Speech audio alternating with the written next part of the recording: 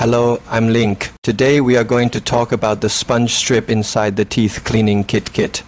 What really makes this product work are the nano strips on the handle of the kit. The quality of this sponge involves its cleaning effect and service life. So this sponge can be said to be the core of the entire teeth cleaning kit.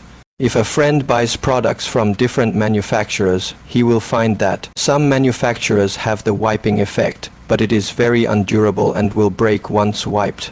There is another situation that is relatively durable, but the wiping effect is average. So why is this happening? That's in the deep processing of nano sponges. In order to reduce costs, one is the lack of materials, and the other is the lack of processing technology. It leads to the wear resistance of the sponge is insufficient, and the material is easy to wear, easily broken situation. And then there's overprocessing. Some people think that if you use more materials, the effect will be better. But in fact, if this material is used too much, it will also cause a situation. The durability is okay, but the cleaning power will decrease. So don't think this product is simple. In fact, this material needs to be verified many times to find a balance point. How about a processing depth and a material?